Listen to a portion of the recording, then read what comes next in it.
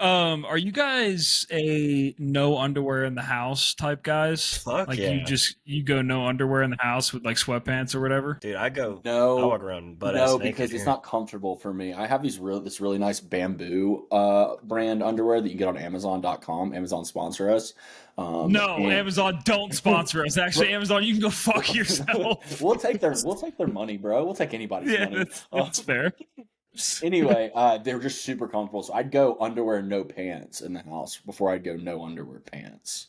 You know? Well, it all Interesting. depends on the pants, obviously, but if it's free flowing, yeah, dude. But like I live alone and I built a privacy fence for a reason and yeah, clothes are optional, I guess, Wait, do around you just You walk go around your full backyard naked? naked? at my house. Yeah. I mean like if like I find myself in that like if I get up to go let a dog out, I'm not gonna put clothes on just to do that. If I get out of the shower and I'm doing a thing, I mean, I'm giving out a lot of myself right here, but yeah, I mean, it's just a convenience thing, honestly. You honestly, your fence is tall. You're in your own yard. I don't feel like there's an One issue side of the there. neighbors is very elderly, and he doesn't mind, and the other side is my Probably right there with you. He's Yeah. probably right oh there yeah, with you, oh bro. Yeah, yeah. he's just Me and Junior chilling. just free balling around the street. But it's just whatever feels good at the time. But yeah, in my mind, if I have to go across the house to go get clothes to then go outside, I'm going right outside. I feel that. That's fair. That's a Conveniently convenience I've thing. placed been robes are also a good idea on the back of your front door or whatever. Yeah, Mhm. that's smart. Because I've been doing very much like no underwear, sweatpants vibe. But then like there are times where I'm like, oh, I got to go out and get like this for the dogs, or I got to get cat Do food. it. And then I'm Just do like, do it. I put No, underwear no. on, or do I just go No, without I it wouldn't at this take my point? pants off, put underwear on, put my pants back on Right. just to do a small like errand. Absolutely I not. That's know, but the crazy. problem is then I'm walking around, I'm slanging heat, Yeah. people are intimidated, and then I have to deal I with just that. I don't got think that women that's coming up to true. I me. think what you're I saying got to now deal is with that. inaccurate.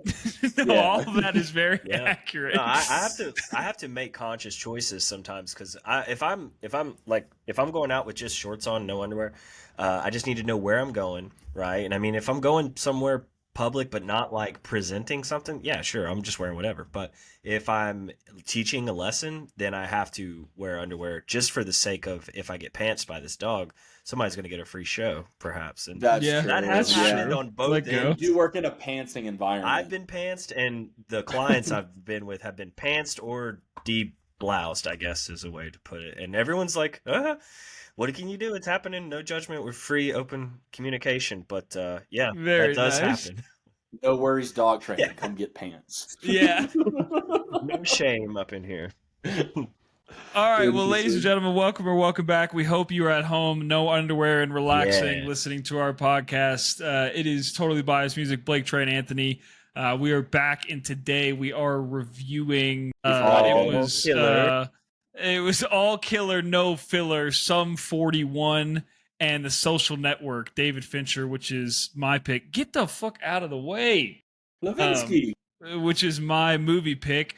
But Anthony, it was It's your my album album pick, pick. yes. So tell us a little bit about Well, it. so Trey picked the categories for the Wheel of Fate and Time, and the Wheel of Fate and Time decided of a it wasn't 2000. It was just a pop punk album a la Green Day. And I'm like, okay, well, so Trey picked this, so there's an angle to it, and I'm curious to hear if there was one, Trey. But anyway, I know Trey likes Blink 182, and I know Blake has a lot of feelings of Blink 182, so I didn't want to go there. Didn't want to pick Green Day. So naturally, I was like, okay, what comes to mind? Sum 41 has a couple big hitters on this album that got played in movies and on the radio a lot. So I was like, all right, let's just see what this has to do. So I'd never listened to this album in total. Um, yeah, so it was a 32-minute give or take album. So I was like, all right, it's pretty digestible. So this is where we landed. Likely a first listen for all of us, I would assume. But yeah, pop punk is not something that I listen to regularly at all. Something I'm very adamant on enjoying in short spurts. So an album like this was intimidating at first, but once I got through it once, I'm like, oh yeah, I enjoyed this album. It has its moments, good and not so great, but overall, great fence building music, dude. You're out in the sun, Good to grinding. know. Yeah, it worked. Past 2 days, it's been great. Well, you That's say you very like it good in to know. short spurts. This album's good for you. It's only 30 minutes long. It flies by. I had never listened to this Sum 41 album, but I did listen to an album by Sum 41 called Underclass Hero that came out in, I want to say, '09. My good friend Miles Bubbett gave that out 2007. Gave that album to me for like a birthday or something like that, and we ran that thing into the ground. And like, I still love that Really? album. Hell But yeah. oh yeah, but pop punk as a genre for me, because you asked about what my angle was, for me is like my introduction into music that other people didn't necessarily listen to, even though it was like very popular. Like if you started like deep diving into like Newfound Glory and Sum 41 and Simple Plan, Blink 182, obviously, like there was kind of a niche there where you're like kind of whatever angsty teenagers were able to easily like that's easily accessible to them, whereas you're more like metal and like kind of hardcore, more hardcore stuff kind of was scary for me as like a little suburban kid. And so it's kind of just my first foray into like something I think that I had like a unique musical identity. But I recently read Fahrenheit 182, which is Mark Hoppus' Oh, interesting. autobiography, and it's really, really good. If you like Blink 182, if you're a Who listener and is you like Mark Blink 182, Mark so Hoppus for the folks who may not know, like me? Mark Hoppus is the bass player of Blink 182 and one of the two founding members. So him and Tom DeLonge are the two people. Tom is kind of a lunatic in some ways, but they've kind of gone back and forth in their relationship, breaking up, getting back together, breaking up again, getting back together. But the biography is really good, and so that's why I threw pop punk on here. Curious, Yeah. Blake, Yeah, that's how'd the this go down? I had a How'd feeling this about go this down one. for So I will say this: when I um, first started listening, I was like, kind okay. So Sum 41, Like, is this pop punk? I remember vividly listening to Sum 41 when I was a child, like when I was still in Florida. I remember like that was like when I was 8, 9, 10 years old. I have memories of hearing Sum 41 at that time. And I could go scroll through their discography and tell you which songs it was, and obviously some of them are still on here or are on here. But I was like, man, I haven't listened to them in a long time. I wonder what it's like. I wonder where this is going to take me. And I start listening to it, and I'm like, so this is kind of like a good Blink 182, basically, is what I'm getting from this. Like that was kind of after I got halfway through it, I was like, this is like if Blink 182 made good music, and such a I point? was I'd really be such a dick. I was really strapped in there, and I'll be honest with you, I thought it was really good. I thought it took me down a really good path. I enjoyed it. There's not a lot about this album that I don't like. I think it was a great pick, and I'm glad we went down this road. I'm gonna revisit some I old am Sum fucking 41. bored right now. It's good, dude. This is good shit. Look at I that. agree. Honestly. I agree. Very impressed. Very impressed with Sum 41. And like it just takes me and look, it may be a little bit of the nostalgia goggles, right? When it takes you to a Mhm. place when you're 10, 11 years old and you don't have a care in the world and nothing is bad, like if it takes you to that place, you're going to think it's good instinctively. But there's something about this type of, you know, pop punk, whiny, life is hard music that, Trey obviously resonates with a lot. And now I'm kind of seeing why after listening to Sum 41. I'm kind of getting See it a what we little did, bit. Trey? Teamwork, This has bro. been Now background. I get it. It is Now I definitely get it. nostalgic Yeah. in these songs. Like, you know what I Yeah, mean? Like the 100%. double. That's what's happening Yes. here. All Gonna be right, a good one. Anthony, Sure.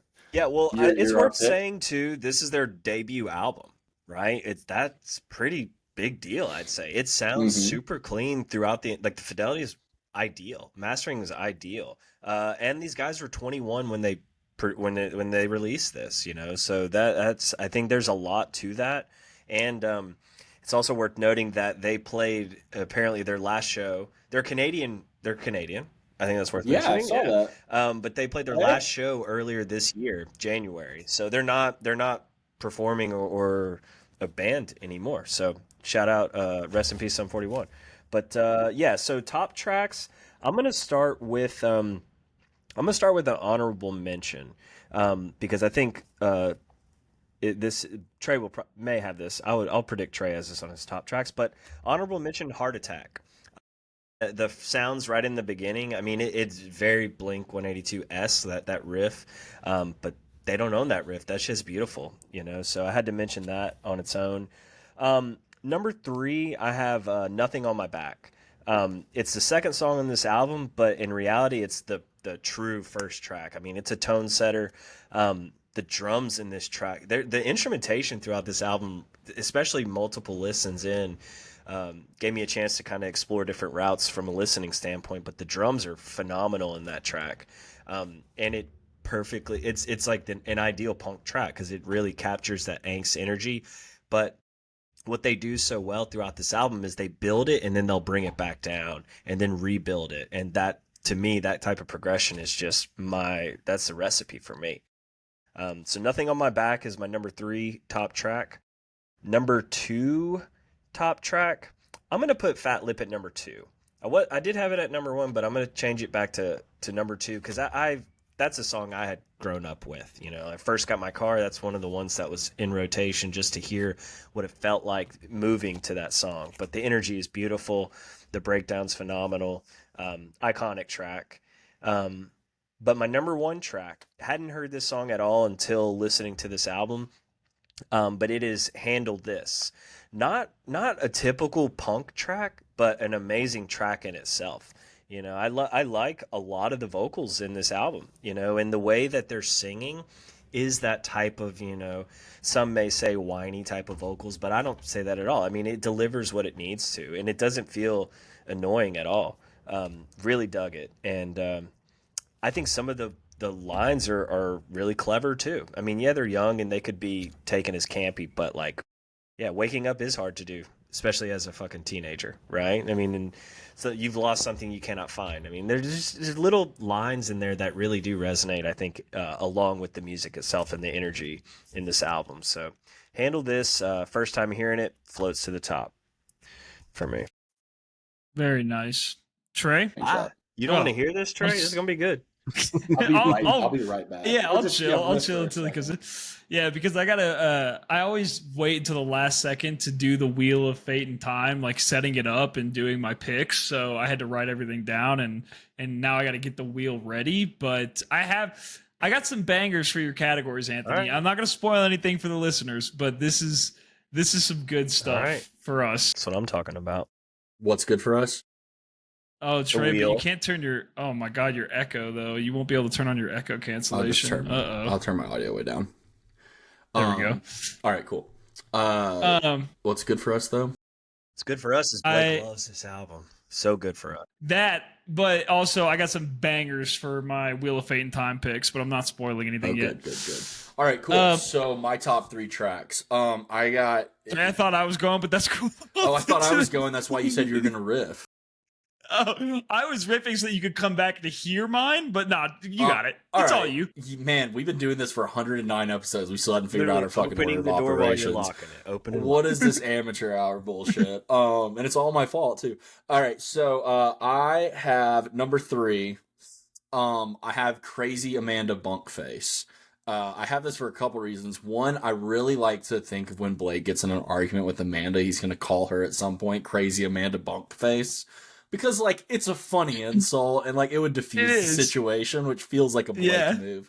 True. But I think there's the thing about Sum 41 that I remember when I was younger was thinking, like, Sum 41 was kind of, like, the more, like, hard rock, like, of the pop punk second wave. So, like I said, like, the second wave of pop punk that kind of were influenced by Green Day, influenced by Blink-182 was, like, Sum 41, Simple Plan, Newfound Glory. I think I mentioned all 3 of those guys earlier. You know, those, like, kind of the second round of people. So they took what Blink-182 did, made it a little harder, a little faster. So there's some really fun heavy metal riffs in Crazy Amanda Bunkface. I also just like the general, like, the lyrics of it are just very much like telling some girl, like, hey, we're breaking up because, like, we're kids and we don't want to be together anymore. So, like, there's, like, Fair. What's so hard about goodbyes? I'm sorry, I'm just not as keen on planning out our perfect lives when I'm only 19. I'm happy to be only all that you see, and I'm not one to learn to be the same. So he's like, bitch, we breaking up. Number 2 is I have Never Wake Up. I like Nothing on My Back a lot, but I really like Never Wake Up because it's this, like, fast-paced, harder, like, full angst punk rock song. Much more punk than it is pop, if we're, like, kind of looking at a scale here. It's just kind of like a fuck everything and everyone, let's just play this shit as fast as we can. It reminds me of early Blink-182 from, like, Cheshire Cat and Dude Ranch. and just the drums on it are really sick. And then y'all are gonna roll your eyes at this, but kind of with the nostalgic glasses. In Too Deep, man. Into That's deep. how did you know? It's just a classic nostalgic pop punk song. This is the thing I was going to talk about with the you can like see the fucking spikes and the highlights and it was 100%. on like every movie in the mid 2000s. It's been long enough now where it's like fun to go back and listen to. If it pops on the radio, great, but Yeah. also it's just kind of it is like the anchor of this album. So Yeah. love that song. Trey, Honorable mention. Very fair. I have Heart Attack for the reason that that you said. It sounds like the rock show riff from Blink-182. Not like too much to make it where it's like poserish. I mean, it's pretty close, but like you said, they don't own the riff. And Pretty similar. It's pretty similar, and that's all right. But yeah, it's fun. So I did have that as an honorable mention. Very nice. there you go. So I'll get my cliche shit out of the way first because I have 4. And my first one is Fat Lip because this song was on one of the Guitar Heroes, I believe Guitar Hero 3, which I think is so funny that it was old enough to be featured on Guitar Hero 3. Like that was like at that point that was like, yeah, this is an oldies rock song. Let's go ahead and throw it on there with fucking Guns N' Roses. But such a great classic song. And then In Too Deep for all the reasons Trey listed. And this is one of the songs I was talking about where I distinctly remember being a wee little child and hearing this song on the radio. And it was definitely like, like for some reason I just associate this song with Frankie Muniz. Like that just seems like those two things coincide. Yeah. They used that song, I believe, on maybe not Fat Lip, but they used Sum 41 In Too Deep in Malcolm in the Middle. Nice. I was thinking it was gonna be Agent Cody Banks for some reason. Yeah, that's a good one too. Did y'all even watch Somewhere- Malcolm in the Middle when it was out? Yeah, I watched a little okay. bit of it. Yeah, That's Blake's how too I see young, Bryan but- Cranston still. yeah, true. But those two just correlate in my mind. Frankie Muniz and Sum 41. And then I had what was my fuck? What did I? Handle This is my second favorite, and you guys touched on it already, but it's definitely kind of a harder rock song in this album. Riley's got something to say. Definitely a harder rock song. Not as many lyrics in this one. Not as whiny to me as the rest of the album. Right? Like I don't know. It just seems more straightforward type rock music to me. And then to me, the best song on this album is Motivation. Fucking love Motivation. So good. Love the drums at the beginning, and also like this verse too. What's the point of never making mistakes? Self-indulgence, such a hard habit to break. It's all just a waste of time in the end. Don't care, so why should I even pretend? That's that nihilism that I need, baby. What's Nice. the point of it all? What's the point of it all? There is no point. There is no point. And pretending there's a point is self-indulgence. And I won't be a part of it. I'll tell you that much. But I think Motivation is fantastic. So big ups to Motivation. That's my number 1 track overall. Love it. This Wheel of might Fate be the in best Time. day of my life. Wheel of Fate in Time, my friend. I love the Wheel of Fate in Time. All right, well, let me change So gears good. and tell you some shit I did not like about this album. So, I'm going to package 2 tracks together, and it's the intro and the last track, Pain for Pleasure and Intro to Destruction. In my opinion, you take those 2 tracks out off of this album, and you have an even better album, because this intro, though I get the idea of trying to start something dark and demonic like, the album doesn't go there until the very last song, and it's like the last part of Pain for Pleasure. It's like, what's the point? Yeah, if you start this album with Nothing on My Back, it starts off with a fucking banger, and you're in, and that to me, like, is how you set the tone for this album. Pain for Pleasure, also, they're doing this knockoff Metallica vocals that I don't resonate with at all, and again, none of the vocals in the album even touch that last track. So those 2 I'm going to put on there. And then I had Never Wake Up on there, really just because it's a 50-second like thrash track, and I get it, and I respect it, but for me, I was just in a different vibe, you know. But listening to this album front to back a couple times while I was working out there, never once did I say, oh, I got to change this track. You know, I mean, it's just something that you're kind of along the ride for, and I think it does a good job. It loops Very really fair. easily too. You know, it's like it's only 30 minutes. You kind of keep it running. It'll just keep going, which is nice. True. I will hop into mine. So I have 3 on here. The third one I don't like hate, but I put Summer on here. It feels like it's kind of swinging for the fences on being like a big teen like hit, kind of like, you know, Fat Lip and In Too Deep, and it just kind of misses and falls flat a little bit. Like it feels very, as we like to say, anthem-y, but it didn't end up becoming said anthem. So just feels like it didn't accomplish what it set out to do. But I don't dislike the song. Number 2, I have Pain for Pleasure. I don't know what the fuck this thing is. I don't know what they're thinking here. It might be a joke. You know, pop punk is riddled with jokes and dick jokes and all kinds of stuff. And maybe this is kind of like their little like joke about the album, is that like, oh, it's like this fake metal album, like it's, you know, demonic, yada yada yada. I can like, see I that. can see that kind of being the thing. It's like it's all killer, no filler, real heavy metal, and then it's like this genre. Like, so maybe that's what they're going for. But either way, it's not enjoyable to listen to. But neither is It Would Be Nice to Have a Blowjob by Blink-182, but it's absolutely hilarious, and I love that song. And so then my number 1 dislike song, because I think that this definitely isn't a joke and they're like trying hard here, is All She's Got. I think it's just kind of repetitive. It's just kind of annoying. It's the only song that I would like go through and skip when I listen to it.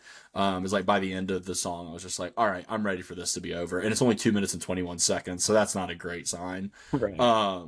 Yeah, but other than that, that's really like the 3 negatives that I have about the album. Everything else is varied enough in a pop punk setting where it's enjoyable and like different, and great pick. Very good pick. Yeah, I mean, look, it was tough for me to find a bottom 3. I'll be honest. I mean, I found it. I made it work for the rules, but I mean, Pain for Pleasure was an easy one. This shit is fucking horrible, and get it out of my face. I hope I never have to listen to it again. But apart from that, I mean, I threw Crazy Amanda Bunk Face on there just because, like, don't talk about my girlfriend that way. That's fair. You know? Yeah. And then, I mean, if I really got to search for another one, I guess fucking All She's Got, kind of for the same reason Trey said, but like, I also like that song. So I don't know. It's really tough for me. I'll be honest. I like the album a lot, so don't have a lot of negatives. You know, you think you know a guy. You think you know a guy. You know a guy. Yeah. Yeah. This is the beauty of the pod, baby. It really is. This is where the magic happens in the 3 of us getting together, and also, might I add, the Wheel of Fate and Time choosing. Choosing for it. The Wheel is the 4th, you know, member of the pod right now, for sure. It's like the George Martin for the Beatles, but for the pod. True. I mean, and it's interesting too, because like, you know, weeks back we did God is an Astronaut, you know, and then we went into Buckethead, and those felt like, you know, kind of like tailored in my direction, right? And then we did Foo Fighters, and now we got this punk thing kind of tailored in Trey's direction, but all these little moments of magic are happening, you know, and I mean, it's very pleasing to my ears, definitely, to hear you say that. You might call it a swirl. You could. It is a swirl. Okay, I have a ranking. It's not a real ranking. So Rolling Stone listed the 50 greatest pop punk albums. Ooh. So where do you guys think it landed? Because it is on the list. I want to say it's high. I'm going to say it's top 15. I would say 12. Do I need to guess a number? Yeah, guess okay. a number. I'll give it an 11. Price is right. 12? So you just go. Price is right. Looking right at it, so I can't really make like yeah. It is number 15. That's very, very high. Give us a rundown real quick. Can you send me that? Yeah. Can you list those off? List off go to top 15. Or top just screen share it or whatever. So okay, yeah. Here, let me share my screen. Hold up. Any guesses, Trey? Blink-182. What's my age again? So I know American Idiot's going to be top 5. About to say on the top of the list. American Idiot's going to be top 5. I would assume that Blink-182, Take Off Your Pants and Jacket's going to be in the top 10. Newfound Glory doesn't surprise me. There's going to be a Simple Plan album in there. The Offspring. I didn't even think. Would you classify them as pop No, punk. I see, wouldn't and that's either. kind of the issue with this genre is sometimes they go a little more like hardcore. Like I wouldn't call Offspring pop punk, but all right, cool. Let's go to 12. Offspring I would have Smashes brought the Offspring. 13. Don't know. Jawbreaker. Don't know what that is. 24-hour revenge therapy. Don't know that either. Number No 11. effects I should have gotten. No Effects. Punkin Drublick. Nice. Yes. 10. Misfits. Walk Among Us. This is going a lot more 9. punk. Paramore Riot. That makes sense. That definitely makes sense. There we go. Number 8. Blink-182 Dude Ranch. Yep. Number 7. Generation X. Generation X. 6. Buzzcocks. Singles From Going Steady. 1979, this genre it exists in 1979. Well, where do you? 5. Fall Out Boy. Take This to Your Grave. That seems fair. Yep, that makes sense. 4. Descendants. Milo Goes to College. That makes tight, Peter. sense. The Ramones. The Ramones. We Rocket got to Brit Russia. pop Number punk, 3. yeah. Here we go. Blink-182, Enema of the State, number 2, and then number 1, Green Day Dookie. Nice. There you go. Cool. Solid list. Yeah. Okay, and there wasn't a Pitchfork one, to my knowledge. Oh, so definitely not. They'd give it like a 0. They'd be like, this does not have the seriousness in which we require for a publication to listen to. With that being said, let's get into our rankings. Anthony, what do you got? So I want to give this higher, but I feel good about what I'm giving it right now. Now, had they taken first and last track off this album, this may go up 1.5 points for me. But right now, 7.5 I think is a solid ranking for this for me. All right, Trey. Solid. I'm comparing this to other pop punk albums that like hold a lot of nostalgia for me. So while I did really like this, nothing will really kind of compare up to those. So for that reason, I have it also at a 7.5. Okay. I have it at a 9.5. Holy shit! I mean, the album fucking rocks, bro. God damn it. The album fucking rocks. I'm Like, shocked. very few complaints. Absolute banger Are you front gonna to listen to back. this at the gym? Oh yeah, 100%. And I'm gonna go back and listen to. So what was the other album? Hang on. Listen to I gotta if you like this, you should listen to Underclass Hero. It's literally just it's about socialism, basically. Okay, yeah, I'll definitely listen to that. And I'm trying to figure out. Man, there's another like really popular Blink-182 song that I can't remember off the top of my head. But yeah, great pick, absolute banger. 9.5 out of 10. I mean, I'm just speechless. This is honestly. yeah. One of my highest Yeah, rankings I mean, thus Yeah, I was far. about to say I True. need to see I need to see a Blake metric Well, I'll list here. tell you. I mean, because he ranked the Foo Fighters at 9, and he really liked that, But there was another Foo Fighters album I think he liked better. Animals, Pink Floyd is the only thing that I have at least on here that's higher in this. Well, no, he's got a few perfect 10s because we had like 10 perfect 10s on the. Yeah, Well, I'm just looking but at. The you'd have most to go recent. back. You'd Yeah. have to really search. Okay. Stevie yeah, Ray yeah. Vaughan, he put it 9. So like, Stevie, take a back seat to Sum 41. Some Some 41, bro. 41. You just don't got it like them. Not many do, to be Wow. honest. But our rankings aren't necessarily like I wouldn't say like that I'm ranking each album compared to each other. You know? No, what no, I no. mean? We're ranking It's just more- emotionally. Yeah, I mean, like this is what it is. yeah. But like, and that's the heart of what totally biased music is. True. yep, True. So, anyway, All right. beautiful. All right. Well, that was All Killer No Filler by Sum 41, aka the greatest pop punk band in the history of the world. Ride it. With that being said, let's get into Rides or Dies. So, you know what, Trey, you can lead us off. okay. And I gotta go downstairs real quick, but I have my headphones on so I can hear you. Okay, so I'll just keep talking. So the song that I picked is a song, and that song is by Thought Process. It's on his newest album, The Endless View, which is it's his first album, first off. And it was one actually that I gifted to Anthony when I left Birmingham. It originally has kind of a cool story. He just released it on vinyl for a short period of time, about 2.5, 3 months, so that like that was the way people first listened to it if they bought the vinyl. And then it has since come out on streaming. I think at the end of May, beginning of June, maybe. But I want to bring this song, Everything Around Me, specifically just because it had some vocals. It was very vibey. I feel this is kind of like a summertime song. It's kind of just like a little bit of like a head nodder with like some really pretty vocals around it. So, curious to hear y'all's thoughts. And Anthony, if you ever listened to the record. Yeah. So I mean, the moment your car pulled out the driveway, I was like, "Fuck it, yeah, we're putting it in right now." So I listened to it then. I haven't revisited it a whole lot, but this was a really nice refresher because I mean the album goes in a lot of different kind of hip hop ish kind of lanes, but the vocals on this are so soulful and so beautiful. I think it complements itself super well. Yeah, so it rides for me, no doubt. Nice. Yeah, this was a really cool pick, and I really like this chick's voice, dude. It's very, very vibes, very relaxing, very pretty. I like it a lot. I really like the beat, but I like her voice a whole lot. Yeah. So hard rides for me. Good pick. Interesting. Okay. Maybe an Nice. opportunity for you to hear her sometime soon.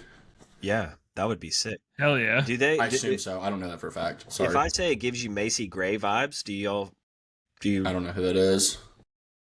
I don't know who that is either. We got Is some that the work girl to do, that's people. featured on "I Need a Doctor" by Macy Dr. Gray Dre is and like a Eminem? soulful It is. singer-songwriter, but it has this kind of like almost like a hopscotch kind of bounce feel to it, but it's again still very soulful. So listen to Macy Gray, guys. I'll have to do some digging for you. All right. We'll do. Anthony, what'd you bring? All right, so I brought an artist who I don't think we mentioned at all on the podcast, in the history of the podcast, but Dave Matthews Band. I'm going to be seeing him tomorrow night at the Coca-Cola Nice. Amphitheater, so we'll see what that's all about. But this song is very hopeful. It highlights a couple things that you can see in your day-to-day life. I love Dave Matthews' storytelling. This song is from the Big Whiskey and the Grugux King album, and that was the second album I ever got on vinyl. I mentioned in the past Jimi Hendrix Experience, and then this was the second one, and I resonate with it a lot. But again, it's a very hopeful track, and I think it's something we should listen to at this point. If not, read the lyrics to it, because it is very real. But I love it. So I know I think I have an idea of y'all's feelings of Dave Matthews, but I've always been, kind of err on the side of caution before I throw y'all right into an album. But this is my test run right here. So, Trey? Yeah, I'll go first. So first I'll give thoughts on Dave Matthews as a whole. I like Dave Matthews Band. Okay. It's taken me a little while, I think, to kind of get rid of the stigma that I associated with the band and maybe the fan base when I was in high school, early college and stuff. But now that I've kind of fully shed that, I saw them at Jazz Fest a few weeks ago. I have brought a Dave Matthews Band song to the pod, by the way. Okay. Yeah, wait, maybe you weren't on or something, but this song rides. But yeah, I like Dave Matthews Band. I think they're really good at what they do. I don't necessarily see the whole jam band part of it. There's just kind of a lot of people on there. The show that I saw, there was some guitar solos and some fun stuff, but I wouldn't necessarily classify them as a jam band. But I also don't know that much about them. But I hope the show is awesome tomorrow, and I would like a full report on my desk of the Coca-Cola Amphitheater by Monday at 5, please. For sure. EOD. Monday EOD. Yep. Yeah. But yeah, hard rides. Hell yeah. I have a negative history with Dave Matthews. I don't particularly like him or his fan base, as Trey just said. Don't really like his aura, as the Gen Zers would say. He's a really good guy. He's was talking about. He was being anti-Israel at Jazz Fest in front of 80,000 people, which was pretty sick. Pretty based. Yeah. Anyway, so yeah, I mean, it was fine. Trey's. Are you still here, Trey? He's there. Oh, it just split. It just split your track. I'm gonna give it a dice. But listen, I am now in the spirit of the podcast and Anthony and Rides or Dies. I will be more open to Dave in the future. And if we did a Dave Matthews Band album, I would listen to it, objectively, and give you my honest take on it, which is more open than I have been to him in the past. And I've definitely seen him. Trey and I have probably seen him together. I think he played a Hangout. Yeah, Hangout Music Fest. But it was a Sunday night situation, Yeah, it's you're tapped out by then. Yeah. But yeah, that's my thoughts. Well, this album would be the one I would pick if I had an open choice, right?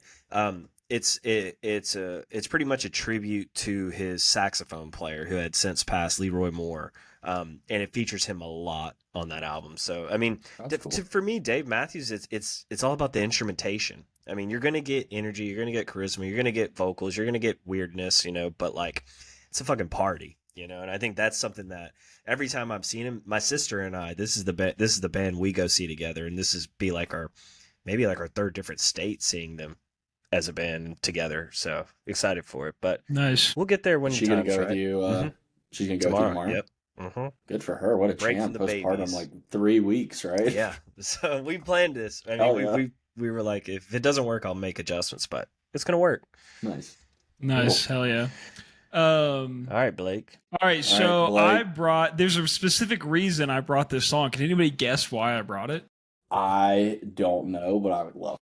Yeah, I don't even want to take a shot. I just want to hear The song is "Ain't a Bad Day" by Hardy, and You're all right. hungover or You're something? happy with life. the reason I picked it was because there's been a lot of talk about the world ending recently, whether it be World War III or nukes or whatever it may be. And this song is about a gentleman who, he doesn't care if the world ends because he upset his girl last night, and his girl is an angel. And you know what? I think we've all been there. And I just thought, if the world ends tomorrow, I just want to be on good terms with Bay, and this guy's not, so I feel for him. And I hope they work it out before the world ends.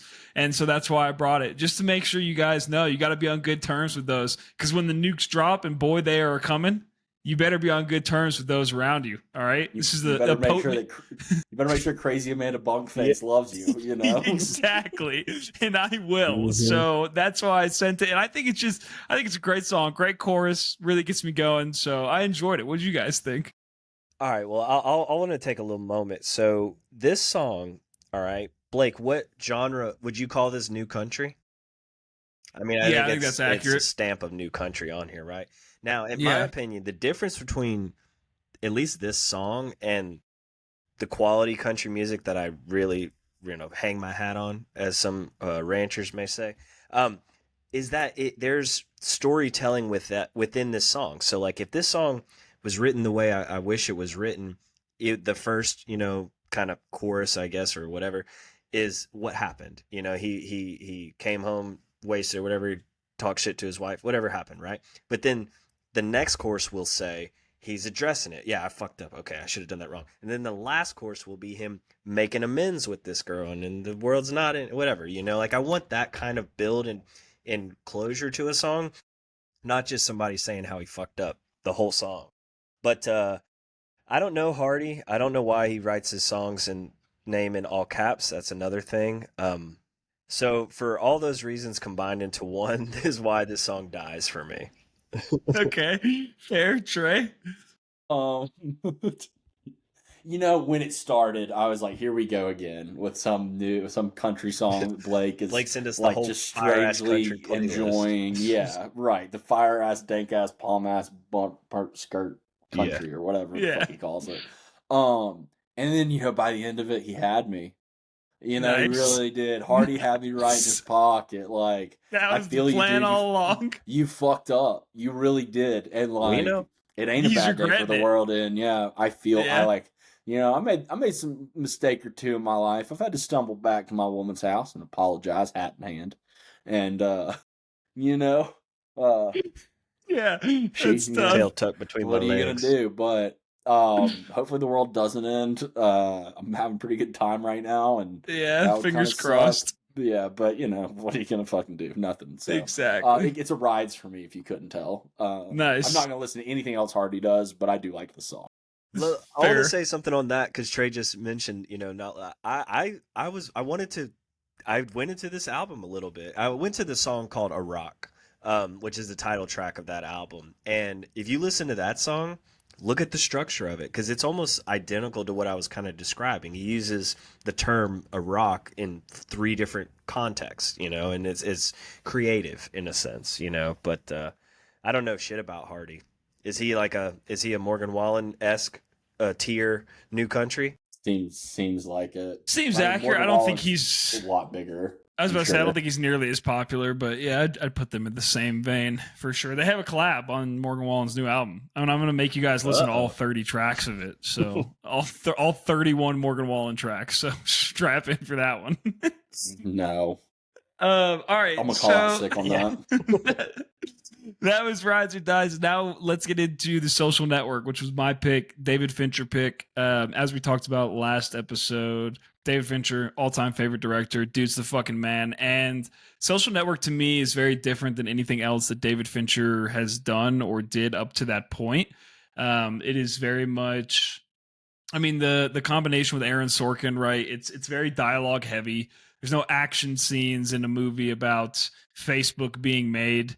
And I think that it's one of his best, and I think it's also one of his most. I think it might be his highest rated one on either IMDb or Letterboxd, which is crazy to me because I mean he's got so many bangers. But yeah, I think that Andrew Garfield fucking kills it as Eduardo. How do you say his last name? I don't remember what his last name is. Severin. Yeah, Eduardo Severin, and then Jesse Eisenberg as Mark Zuckerberg is fucking perfect.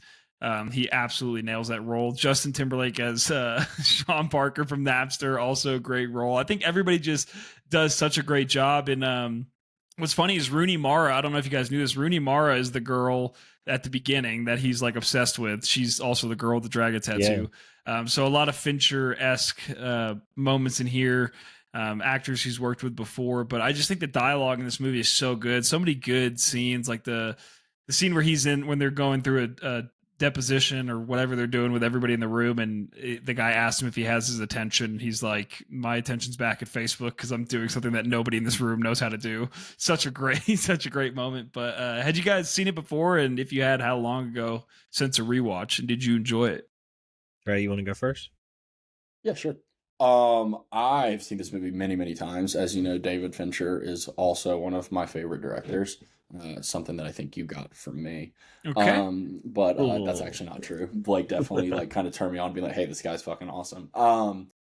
What I really like remember liking about it to begin with, and also liked on the rewatch, is like the pacing of it for such a movie that's not like there's really not that much going on outside of just like kind of a story of how a company's being built. Like the pacing feels very fast, and it's like you're moving through this world that's our world, and through like these eyes of just an absolute arrogant piece of shit human being. But it works its way into that, and like just kind of shows him like kind of becoming who he is with those flashback scenes going back to the courtroom, or not the courtroom, boardroom, and like all that stuff. Like it's just the dialogue's really snappy, and it just makes the movie move really quickly. So like you're never bored hearing this relatively like boring story about how, you know, basically, oh no, CEO backstabs partner. Like that's really the crux of this entire story, and like that happens fucking every day. Right. So I remember like walking away being like, wow, that was really interesting. I did look up like kind of how Mark Zuckerberg felt about the movie. And it's not like all negative. He like talks about, you know, like his relationship being inaccurate, and then like some of like the testimony stuff being inaccurate, and obviously doesn't really talk about I'm sorry, I forget their names, the douchey rich guys. Twins. The Winklevoss twins. Yeah. Doesn't really talk about those guys, but he does like admit that like it's like some of the details are pretty accurate as far as like how he started the company. So I thought that was interesting. Yeah. Yeah, there's also a moment where, like, I guess before it came out, he was pretty pissed about it, probably because he didn't know what was in it. He only knew like the brief context, but he was really upset about it. But there's an SNL thing actually, Trey, where Jesse Eisenberg hosts it, and Mark Zuckerberg shows up, and they're like both on stage together, and Jesse Eisenberg is like, "Oh, this is awkward." Yeah. Like it's actually kind of funny. But yeah, that's interesting. Yeah, Anthony, what'd you think? So, Trey, did you want to say something? No, go ahead. So I saw this movie when it came out, and didn't revisit it a lot. And I think it's like this movie is very interesting, and depending on the lens that you watch this movie through, I think that there's so much foreshadowing into now. You know, like just the way the movie ends, right? The movie ends with like Mark Zuckerberg being sucked into his own creation, right? He's he adds his girlfriend and then he waits and then he clicks refresh, right? That like mental state right there is straight up what fucking probably 95% of our adult culture is wrapped up in, which is social media, which is the need to get that feedback or that instant hit of dopamine. And like you could look at this movie as a foreshadowing horror movie in reality, just with now's context relevant, right? Because I mean, again, it's like you watch the creation of something, not knowing that I mean, just the explosion of this creation in reality is like a big whirlwind happening. But I think now, after seeing the way stuff gets popular and how quickly it gets popular, in my mind, it's like when you see something fly that big, you got to stop. You got to look and say, okay, how can this go wrong? Because inevitably it will at least take a turn, right? So I mean, like I wrote on this my paper, like social media feeds are literally slot machines. Just go, just go, True. just go. This whole scrolling thing is go. And like I was on Facebook the other day and I looked at it now, and every single post on your feed has a see more button next to it, right? Even if there's like one other word in addition, there's a see more button. And like It's just the trying to increase your fact of engagement time. making you push Trying to that increase your button. engagement time. Oh, yeah, and if I have many gripes with social media, but the biggest gripe I have is the fact that you can't curate your own algorithm. You just can't. Like it's impossible to do, and it's designed for that. And that to me is just it defeats the whole purpose of this kind of open source connection forum that I think it was originally designed for. Just takes its turns. But something I didn't realize for watching this in the past is the Winklevoss is a dual role. I didn't know that was the case at all. Army Hammer, I know there's controversy around him. I don't know anything about him honestly, but I thought that was pretty impressive. I forgot Rashida Jones was in this movie too. So this thing is Yeah, I laced forgot with about that. solid actors and actresses. But and lastly is the fraternal aspect of this movie. The fact that Eduardo is getting kind of recruited into this. I don't know what they call them in Ivy League schools, but anyway, just a club or something. But I enjoyed that too. I mean, it's just something that I never paid attention to the first go round. Did you see who did the score? Oh, yes. I'm so glad you brought that up because literally I realized, having not watched this movie for so long, the first, 10 minutes after the very, brief intro scene is Trent Reznor and Atticus Ross just going, and like Yeah, they so do it good. perfectly. And I think it's everything in this movie is dialed in perfectly, from cast selection to the score to the shots and the pacing. I mean, it's well done all the way around. And it was nominated for Best Picture. I just don't think it won. So it was received Yeah. really well too. And the score in this movie in particular, like it really like puts an exclamation point on so many moments in the movie. Like this is like the perfect example of what a score should be doing in a movie to me. And it's very similar in The Girl with the Dragon Tattoo as well. Like the score in The Girl with the Dragon Tattoo has the same, it's a very similar sound. Actually, I want to know who did that. I'm sure it was. I think they do all of his Could have films. been. To score. Oh yeah, it was Trent Reznor and Yeah, Atticus Ross. yeah. I think they do every Fincher film. Yeah, and like I mean, those three all together just work together so well. They know exactly how to kind of Elevated. elevate each scene with the score, and you don't realize how important what is essentially background music is to the success of a film or these tense moments. Yeah, I think it's really good, and I think having it's so funny having these powerhouses of Atticus Ross and Trent Reznor and David Fincher and Aaron Sorkin all together for a movie like this is so funny because like you'd expect something huge, but it's so like Trey said, it's like it's a boring concept, but knowing what we know now and seeing it all play out and those four all working together, just the movie works really, really well. And I'm still impressed with how much I enjoyed it because I didn't think that I would like it. And to me, like I think a dialogue is the biggest part of it, and that's hats off to Aaron Sorkin, and he's a master. But the Jobs movie is the same Yeah.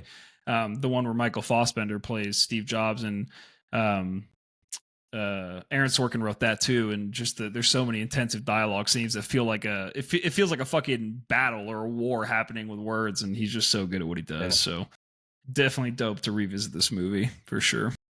That's what movie did you just say? Aaron Sorkin and because it's a Danny Boyle movie. Steve Jobs. I think that's Danny Boyle, and Danny Boyle just came back out with 28 years later. So, did any of y'all get a chance to see that yet? Or I haven't seen probably it yet. won't see that in theaters. It's so good. But yeah, I didn't realize that Danny Boyle did those movies though. And that Danny Boyle did. Danny Boyle did Trainspotting. Who's the writer for those? It's the scary Alex guy Garland. On Alex Garland.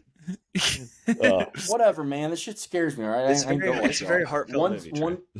One final thing before we move on to the Wheel of Fate and Time, if y'all are both done, it's just like another thing that was a little, I don't know, eye-opening, I guess, about watching this movie is like, this isn't how, like, what we have now for social media is not how social media started, which, like, that's obvious, but it's just, it started out as so much more of an innocent concept of like, hey, this is like a place to talk to your friends and get updates on your family and like all of that stuff. And now it's just advertising and marketing. I got a thing on Facebook the other day. And fake news. Yeah. And it's just advertising, marketing, and the fall of democracy. Yeah. And I got an advertisement on Facebook the other day for an AI girlfriend. Sick. And it was like, do you want me to look like your ex? Do you want me to look like your colleague? Like I can do that. It's like whatever the cost was per month. And I mean, I immediately gave him my credit card information. It's straight subscribe to it, obviously. Yeah. And I'll let you guys know, but me and Bella so far, things are going pretty well. So, no, I know. I was so freaked out. I was like, if I was younger and 17 years old, didn't have the emotional regulation that I have, like lonely, whatever, like that's not even a stretch to think that a kid would try something like that. Yeah, and 100%. then, and then it's just that's just next level of emotional manipulation that we have. Developments are current. Fuck, dude, it's a scary world out there. Well, and what's so funny about that is like in the movie, like he was so anti-advertisement. Anti-advertising. He's like, we will never put ads on Facebook. Yeah, and now that's all it fucking is. It's like, give us the money, man. Yeah. Give us the money, and we're exactly. there. Like we'll platform whatever. Yeah. We don't give a fuck. I wrote a little that's crazy sequence, like because we grew up in this age, like being literally test children for all of social media. You know, I mean, we had Blake. Were you on AOL Instant Messenger? Yep. Yeah, so that AIM, that baby. was the first one, right? And then wait, really? You had an AIM? Yeah, 100%. Carly hooked him up, I'm sure. And then we had if there's any other, Live Journal was another one I remember. Profile.com. Do y'all remember Profile.com? What was the thing where you could ask random people questions anonymously? Formspring. You remember Formspring? Yeah. That one. Interesting. Profile.com was like, it was like before MySpace. It was essentially like everybody had their own profile that you could put like pictures and movies and music. It was like MySpace, but there was no interaction. It was like everybody just had their profiles. You could go to somebody's profile and see like what they were into, but there was no interaction like MySpace was. And then it went to MySpace, and then it went to Facebook. And, yeah, a bunch of them. You never had a Live Journal? Because middle school, that was a thing, and that was like the thing right before MySpace took off. And MySpace's big thing was, you had your top friends. That's another brain trip in itself too, because now you have like the I wish I could still do that. I wish I could rank my friends and let them know where they were sitting. Who was it? You could just text them individually. Yeah, right. Yeah, just one big no, but it creates that status. Blake gave me a ride today, bumped up to 8. Yeah. Like who? Yeah. That's in this movie where a female character is like, why don't you have your Eduardo's girlfriend's like, why is your relationship status single? He's like, dude, I don't even fucking use it, yeah. But it creates this cloud of drama that's not necessary, I don't think. But we're never ending drama from here on out, boys. Speaking of advertising, I just have to say, like, so Amanda and I are rewatching Mad Men. She's never seen it, and I have. She loves it, which I'm shocked that she likes it. But it's so funny I might join you on that rewatch. Sorry, go ahead. That's okay. We're almost to the end of season 3, which is my favorite season finale. But it's so funny. Like advertising rooms then, like, they were so serious, and it was like you have to bring your best idea, and like, no, this doesn't work because of this, it doesn't work because of that. Like, what are ad meetings like now? It's like, hey, we're gonna show people eating chicken wings, and we're gonna play a hip-hop song. Yeah. Perfect, run Money, it. money. Send it. That's it. Like, there's no creative whatsoever, and then the companies themselves are in those meetings like, that's perfect, that's exactly what we We want. could have been doing Just- this for the past 50 Yeah. years. No, right, it's all in exactly. cahoots. You know, I think like just our attention span's so short. On demand culture is literally just pressing buttons constantly, you know, and you just feed into that. And in my mind, where is the way out of it? You know, besides Yeah. really just being overwhelmed or burnt out and just detaching. But like, how do you stay Well, in tune with shit? You know, I've been like, and this is a tangent that we can end with this before we go to Wheel of Fate and Time, but like, I've been consciously trying to make an effort of like, when I go take the dogs out, like, I leave my phone inside, like, and just look around and look at Riley and look at Ruby and see what they're looking at and doing. Or like, when I go to bed, like, I'll turn the lights off, turn the TV off, put my phone down, and just sit in the darkness for like 15 minutes. Not even trying to sleep, just like trying to appreciate the Yeah. silence, because I realize throughout the day that it's just like doesn't constant, stop. it's constant fucking phone, computer, World of Warcraft, basketball, whatever. It's just like constant. And now I'm like, okay, I need to fucking take a step back from this shit. Like, it's frying my brain. That's real. Okay, so we're doing the Wheel of Fate and Time. It was Anthony's category picks. Yes. I have album. Also, Anthony, did you want me to add Spinner's Choice to this, or does pick any album kind of count as I Spinner's would Choice? say. I had a similar question for me as well. Well, what would y'all like to do? We can just leave it as it is. You know, I was just kind of Yeah. short and like I feel like I'll give pick y'all any- a bone for that. So Pick any feels like the Spinner's it takes Choice. that up. Yeah. So yeah, just leave Yeah. it as is. But we got All right, read so- them off, yeah. So we got female artist, 90s alternative, album between 2020 and 2025, and then pick any album. Are we ready? Trey. Trey? Yeah, we're ready. We love fate and time. We love fate and time. Dun-dun. Okay. Boom. 2020 to 2025 album. So I kind of combined picks here a little bit. This is a 2021 album, post COVID, or kind of mid COVID, actually.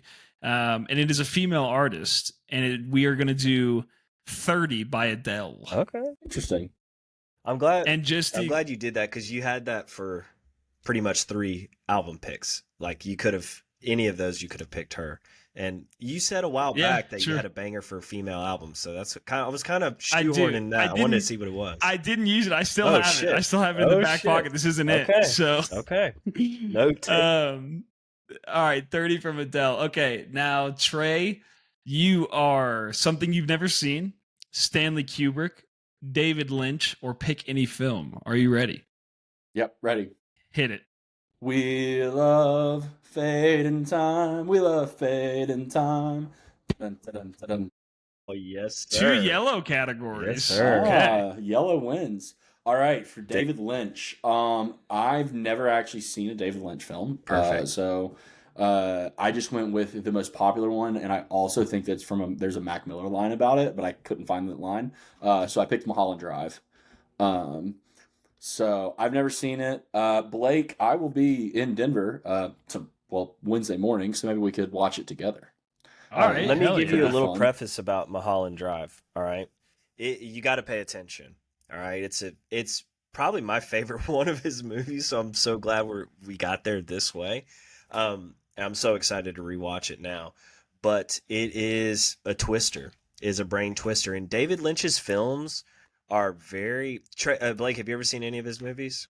No. Okay, so they're very atmospheric. I mean, there's going to be moments where there's just like very soft classical score happening and you're like, what is happening?